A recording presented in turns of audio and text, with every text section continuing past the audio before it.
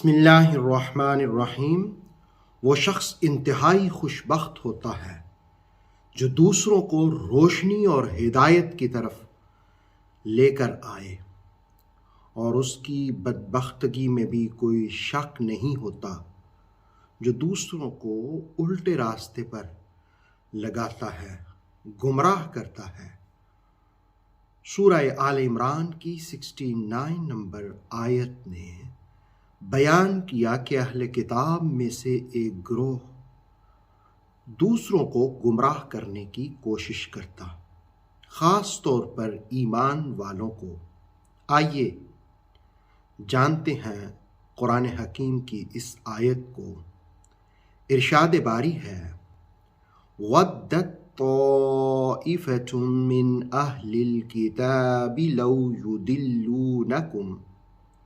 ودت دل سے چاہتے ہیں، طائفہ ایک گروہ، من اہل الکتاب کتاب والوں میں سے، اہل کتاب میں سے ایک گروہ دل سے چاہتا ہے، لو یضلونکم کہ تمہیں گمراہ کر دے، ہدایت سے دور کر دے۔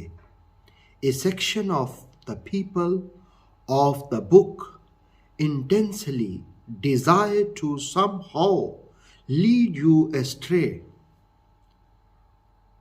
وَمَا يُضِلُّونَ اور وہ گمراہ نہیں کرتے، إِلَّا أَنفُسَهُمْ مگر اپنے آپ کو، وَمَا يُضِلُّونَ إِلَّا أَنفُسَهُمْ but they have led astray only themselves. وَمَا يَشْعُرُونَ انہیں شعور ہی نہیں، انہیں سمجھ ہی نہیں، whilst they have no sense of it۔ سورہ آل عمران کی 69 نمبر آیت نے نیگیٹو سوچیں رکھنے والے گروہ کو بے نقاب کیا کہ اہل کتاب میں سے ایک گروہ، یعنی سارے ہی کتاب پڑھنے والے ایسے نہیں ہوتے، بلکہ ایک گروہ ایسا ہے جو یہ چاہتا تھا کہ مسلمانوں کو گمراہی کی طرف راغب کر دے۔ اللہ رب العالمین نے مسلمانوں کو تسلی دی اور کہا ان کی سازشوں میں نہ آنا، یہ تو چاہتے ہیں تم گمراہی اختیار کر لو۔ امام رازی نے تفسیر کبیر میں بیان کیا کہ یہ جو قرآن نے کہا کہ ان کی گمراہی کی اس تخریب کا انجام اور وبال انہی پر ہوگا، اس کا پہلا مفہوم یہ ہے کہ جس وقت وہ یہ غلط حرکت کریں گے تو وہ عذاب کے مستحق ٹھہریں گے، اور اسی عذاب میں وہ اپنی بربادی کا سامان پیدا کریں گے۔ اور دوسرا یہ وَمَا يُضِلُّونَ إِلَّا أَنفُسَهُمْ کہ وہ خود ہی روشنی سے دور ہو جائیں گے، ہدایت سے دور اپنے آپ کو کر لیں گے۔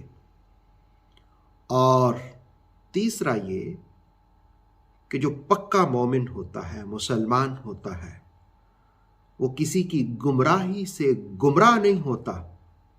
تو جس وقت وہ کسی کی گمراہی سے گمراہ نہ ہو تو پھر جو گمراہی اختیار کرنے والا اور گمراہ کرنے والا ہوتا ہے اس کو ذلت اٹھانا پڑتی ہے، اس کو ندامت اور شرمندگی کا سامنا کرنا پڑتا ہے۔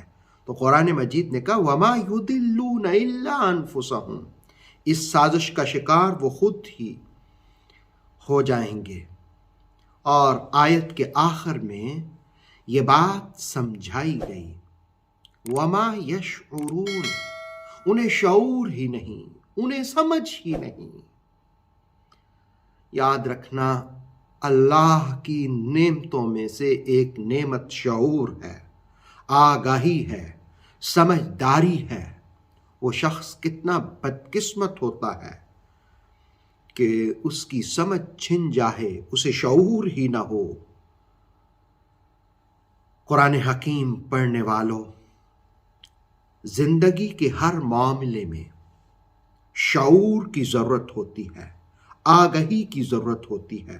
معاش ہو تو وہاں بھی آگہی کی ضرورت ہے، معاشرت ہو وہاں بھی آگہی اور شعور کی ضرورت ہوتی ہے۔ مذہب کے اور عبادت کے معاملے میں بھی شعور کی ضرورت ہوتی ہے، اخلاق کے معاملے میں بھی شعور کی ضرورت ہوتی ہے، سماج کے معاملے میں بھی شعور کی ضرورت ہوتی ہے۔ گویا کائنات کے ہر معاملے میں شعور کی ضرورت ہوتی ہے۔ وہ لوگ جو دوسروں کو بدی کی طرف مائل کرتے ہیں، برائی کی طرف بلاتے ہیں، گمراہ کرنے کی کوشش کرتے ہیں، قرآن کہتا ہے انہیں شعور ہی نہیں ہے۔ اس کا لامحالہ نتیجہ یہ بھی نکلتا ہے کہ وہ شخص جو دوسروں کو اچھی راہوں پر لگانے کی کوشش کرتا ہے، اللہ اسے شعور سے نوازتا ہے، اللہ اسے عقل سے نوازتا ہے، اللہ اسے سمجھ سے نوازتا ہے، اللہ اسے فراست عطا کرتا ہے، اللہ اسے فہم عطا کرتا ہے، اللہ اسے بصیرت عطا کرتا ہے، اور اس بصیرت، فراست، فہم، شعور، آگہی کے نتیجے میں اس کے فیصلے بھی درست ثابت ہوتے ہیں۔ مولا تیری بارگاہ میں التجا ہے کہ تو ہمیں ہدایت بھی نصیب کر، ہدایت کی طرف بلانے کی توفیق بھی دے، سمجھ، شعور، آگہی، فہم و فراست بھی عطا فرما۔ تجھ ہی سے مانگ رہے ہیں، تو ہی نواز دے، کرم سے، رحمتوں سے مالا مال فرما دے۔ اوتھینٹک اسلامک نالج کے لیے نور وحی یوٹیوب چینل کو سبسکرائب کیجئے، بیل آئیکن کو بھی لازمی پریس کریں۔ نور وحی کے فیس بک پیج، ٹک ٹاک اور انسٹاگرام کو بھی فالو اور لائک کیجئے تاکہ ہماری ہر نئی آنے والی ویڈیو آپ تک بر وقت پہنچ سکے۔